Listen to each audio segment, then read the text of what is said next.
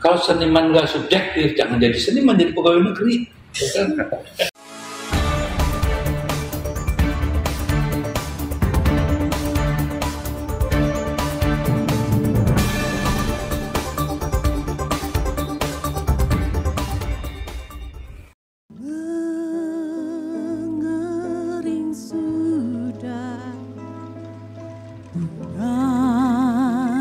Penghargaan Lifetime Achievement Festival Film Bandung 2024 diberikan kepada dia.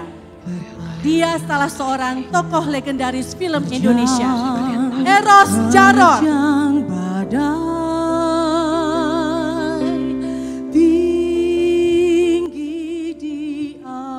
Makanya saya terima kasih teman-teman, saya akan persembahkan ini buat seluruh orang-orang yang berada di samping-samping saya dalam berkreasi. Dan itu bukan, setelah saya lahirkan itu bukan karya Eros Djarot semata ya. Saya selalu mematuhi, saya hanya menjadi bagian. Ya, pencipta itu punya warisan. Pencipta. Nah, siapa bosnya? Maha Pencipta kan. Makanya saya menjawab tulisnya santai gitu. Ya bukan bos saya, kan? Bos saya itu si Maha Pencipta ini. Sehingga saya selalu tunduk sama dia, makanya saya diberi kelonggaran ya, berkreasi. Kok bisa lagunya, orang nanya, kok lagunya bisa indah gitu? Ya tanya main di sana tuh. Saya cuma melaksanakan ya. Kalau saya itu dikasih penghargaan itu, penghargaan buat kebersamaan itu gitu ya. Jadi kadang-kadang orang, mana ada di sini? Tanya di rumah saya deh. Satu pun saya punya 7 piala citra loh. Enggak satu pun saya simpan. Bukan nggak menghargai. Buat saya taruh di hanggar semua. Karena itu tempat yang pantas untuk depan itu. Gitu. Pertanyaan saya, after that what? Apa setelah ini? Itu kan. Nah ini yang harus teman-teman Bandung. Saya berharap banget ya. Bikin dong satu statement apalah ya. Contohnya revolusi kebudayaan perfilman nasional di Bandung 1, mendeklarasikan 1, 2, 3 itu baru keren. Arwes, this is your job. Jadi jangan cuman yang ngasih piala-piala. Kalau gak dikasih gue juga bisa bikin tuh, tidak nambah gue bikin aja. Dari sini gitu ya. Tapi saya menghargai ini semangatnya. Nggak gampang loh, 37 sekarang. 37 tahun, itu kan prestasi. Lah, kalau dari tahun ke tahun cuma ngasih aja, kayak gini-ginian, yang dipentingkan itu pemikiran. Nah ini teman-teman kita share ya. Iya Pak. Saya selalu bikin sesuatu, yang saya selalu jadiin kode itu ya, kalau saya bikin sesuatu. Orang musik udah bikin banyak ya, apa aja bikin musik lagi, pasti nggak ada artinya ya. Film pun begitu, banyak bikin film. Kalau saya bikin film lagi cuma sebuah film. Tapi saya kalau bikin sesuatu maksudnya ya, keywordnya sesuatu, maka menjadi sesuatu. Badai menjadi sesuatu, Cut Nyadin menjadi sesuatu, Detik menjadi sesuatu. Karena call-nya dulu pertamanya sesuatu. Yang kalian inginkan dari diriku, seharusnya kalian malu mengotori negeri ini. Apa yang menjadi spesial menurut Bapak sendiri dari Cut Nyadin, Pak? Satu. Apa, Pak? For your love. Tuangkan cintamu. Filmnya. Kalau saya waktu itu terkenal, nyanyi duit, saya nggak jadi begitu. Yang saya tuangkan ke film itu cinta saya. Cinta sama Indonesia, cinta saya sama sosok Cut Nyadin, gitu ya, kayak gitu. Cinta saya pada kesenian. Cinta saya pada sebuah proses pencarian. Cinta saya pada melahirkan sesuatu, itu aja yang membuat kenapa saya juga nggak tahu, Pak, saya sendiri malu kok waktu pertama, saya kan nggak pernah mau masukin FFP itu, enggak, saya malu, masih merasa kemana ya, Pak Samad, saya masih di Australia, kalau saya masih kakak kamu, pulang sekarang, bawa film, daftarkan, terserah kamu lah, bilang gitu kan, ya saya daftarkan, ternyata menang. Ya sudahlah gitu ya. Terus kenapa kalau menang? Saya juga nggak pernah terlalu bangga amat itu ya. Saya cuma syukurin bahwa Paling enggak saya setiap bikin apa yang besar-besar itu yang diapresiasi. Saya rasa bukan karya saya itu. Saya hanya dipakai lewat doa saya. Saya bikin apa sesuatu God apa Tuhan tuh pakai gua ini, pakai saya gitu kan. Use me gitu kan. Jadi mungkin doa saya itu yang jalan ya. Iya. Jadi saya sih bukan, kayaknya saya sih kayak mesinnya dia aja gitu ya. Sehingga saya nggak merasa. Makanya saya nggak bisa tuh. Ya kalau bahasa Mas Erwin, ADMS, terus siapa gitu, Mas Indesar, itu orang hebat, orang musim hebat lah. Kalau saya mah kayak perasaan kayak dukun tiban gitu. Kurang pantas Pak. Makanya diajak dikasih penghargaan dia ya silahkan aja, saya nggak pernah minta gitu ya. Terlalu merendah Bapak. Ini beneran ya. Ya Pak. Kenapa? Kadang-kadang orang terus sombong ya. Contohnya gini deh, saya umur 26 loh. Saya belum pernah bikin film, walaupun saya sekolah film. Musik saya nggak sekolah, film saya sekolah. Saya tuh kalau nggak diizinkan kakak saya nggak akan bikin film kok. Karena saya lebih cinta kakak saya. Saya nggak mau bersaing sama kakak saya, itu dunia kakak saya gitu. Tapi karena dia merestui saya bikin, gitu kan. Dan tantangannya cukup berat juga ya. Bayangin 1,8 bulan ya saya siapkan, baru tahun keduanya saya mau buat semua alat dari sana. 2 minggu lagi harus syuting, dilarang karena dalam skenario saya kan pertama dibuka pemakaman Tengku Umar. Nggak boleh, harus ada Tengku Umar. Gimana skenario dirubah dan 2-3 minggu harus syuting ya toh? Iya. Dirubah. Mas Ahmad di Eropa, di Amerika, saya telepon, Mas, ulang, kenapa? Baru ini filmnya, kamu harus jadi Tengku Umar. Kan gak ada Tengku Umar, sekarang ada. Jadi dia pulang, ya, udah saya kurungnya tuh, di mana di hutan, ya, tadi dia tuh, dia bilang, dan ini kan, apa? Nggak apa-apa. Dia nggak tahu saya kerjain, saya tinggal sendirian. Saya ditemani anjingnya, jadi di set yang di hutan itu ya. Jadi bilang aja kalau nggak gitu nggak rontok tuh New Yorknya ya. Iya. Jadi biar habisin gitu. Makanya saya konsentrasi di situ. Bayangin tuh dalam 2 atau 3 minggu, 2 minggu setengah sudah harus syuting, harus bisa dia pidato bahasa Aceh gitu kan.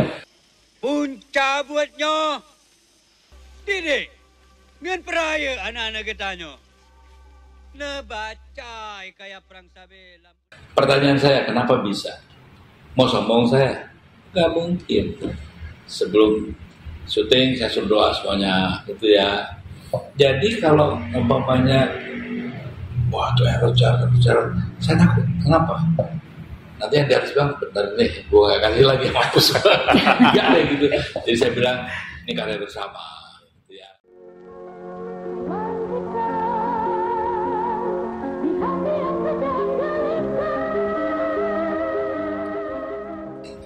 Umur saya waktu kan baru 26 tuh bikin lagu apa pada bahasa berlalu, waduh kata-kata yang begitu, masa iya sih kok bisa begitu? Pasti ada sesuatu yang ikuti saya ya. Jadi gambar film itu saya pakai untuk menggait saya, ya, menerjemahkan peristiwa. Nah peristiwa batin saya begitu saya paksa-paksakan ke gambar itu mental terus, gitu ya.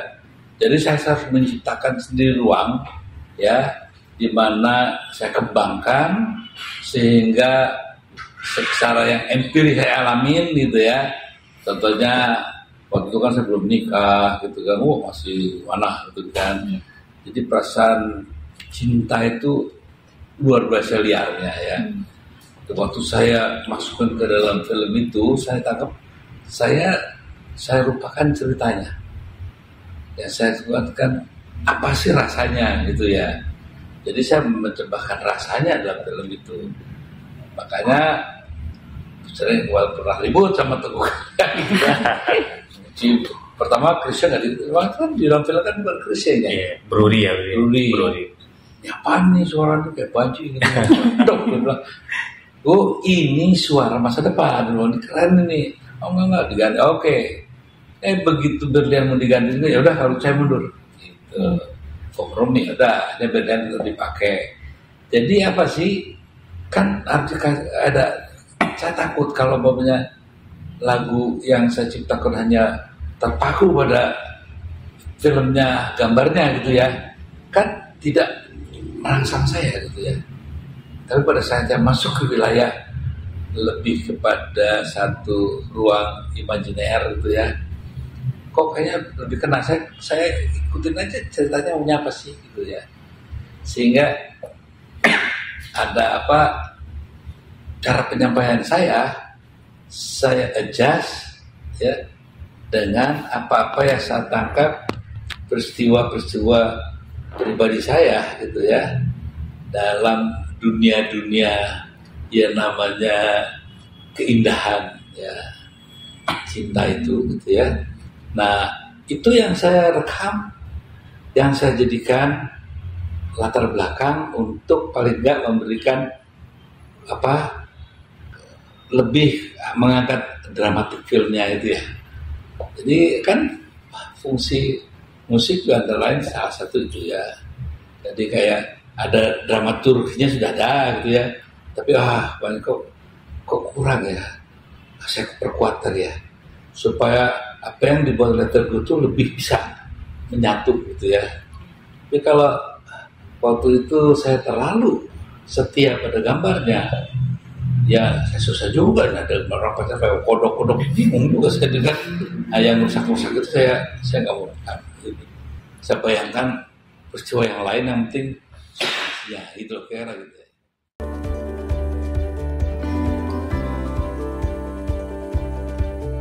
Jadi sastra itu jadi pijakan saya juga dalam membuat lagu.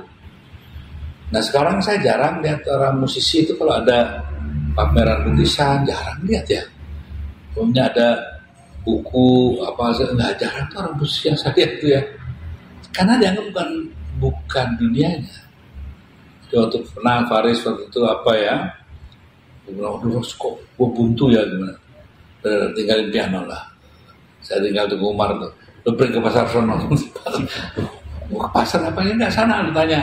Gue pengen tahu harga cabai berapa, harga terasi berapa, si tukang saya itu namanya siapa. Dia bingung, kenapa, apa hubungannya? Saya bilang, kamu kira yang memberikan nada-nada kamu itu hanya di tut piano itu? Enggak. Dia hanya alat. Semakin kau kenal kehidupan yang lebih meluas, maka si tutut piano itu akan menjadi melebar kayak lautan gitu ya. Tapi kalau lo nggak pernah kemana, nguruh di rumah ya kayak kali Ciliwung, kali gede juga ya. Tapi kamu jadikan di samudra Indonesia, lo terbang sana, tuh pegang itu, bauin keteknya orang Papua tuh kayak apa? Tuh si mbok-mbok di mana tuh, di daerah Wonosobo atau di Ciapa gitu ya, Citerup gitu sana gitu ya.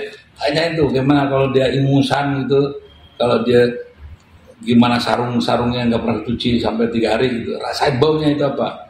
Nah disitulah kamu rasakan. Kau bikin musiknya, itu semua nempel ya. Nah dia hanya menerjemahkan. Jadi bukan tangan kita sama ini. Nah sekarang ini yang diantara tangannya terus, udah bagus sih, tapi hilang, nggak ada rohnya. Ya. Nah roh itu nggak akan mendekat. Kenapa kau menjauh? Karena kau menjauh, maka roh itu tidak akan mendekat. Ya. Saya mencoba mengalah gitu kan. Saya the obedience of the truth culture of Indonesia. Saya Saya adalah budak ya. Saya pelayan dari yang namanya rohnya kebudayaan Indonesia. Nah kalau kamu nggak pernah melayani rohnya Indonesia, ya dia pasti lari lah ya. Di wajah kuliah dosa. Perfilman itu jangan cuma festival-festival lagi digagal, tapi bagaimana festif di dalam pemikiran dalam film nasional gitu ya. Apa itu kebangkitan film nasional? Nah, itu yang lebih penting ya. Sekarang lihat aja film Indonesia, besoknya kuntilanak telanjang, besok lagi kuntilanak terbang, besoknya kuntilanak beranak, dan nanti siksa kubur, gitu. Apalagi pacaran dalam kubur, gitu kan, kuburan angker ya gitu ya. Kami kabarkan bahwa produksi Indonesia meningkat loh gitu kan, tetap aja dia kuli kita ya. Bukan itu yang saya minta, bukan kuantitas dalam pengertian produksi jumlah, tapi bagaimana film Indonesia itu mewakili dirinya di negerinya sendiri dan bisa menjadi dirinya. Kok sekarang nggak bisa? Emang bangsa kita senang nonton kuntilanak? Emang bangsa penonton kuntilanak nih? Enggak kan? Akhirnya apa yang masuk Netflix ya? Semuanya begitu. Nah, di mana kebudayaan? Salah satu fungsi kesenian yang paling menurut saya penting ya, memperebut rasa, mengasah rasa, mempertajam perasaan, dan membuat arti setiap sentuhan. Kalau seniman nggak subjektif, jangan jadi seniman, jadi pegawai negeri. Bukan? Justru seorang seniman itu subjektivitasnya yang positif kreatif itu yang menentukan. Kalau cuma bikin, kan banyak kok yang mau bikin, saya suruh bikin film ini, film itu, males itu ya. Apa ada film daerah yang promosi daerah, harus ada ininya, harus ada itunya, Mas. Nanti juga yang paling gila ini bupatinya juga ikut main, ya, kalau nggak anaknya, nggak ada, itu benar lah ya.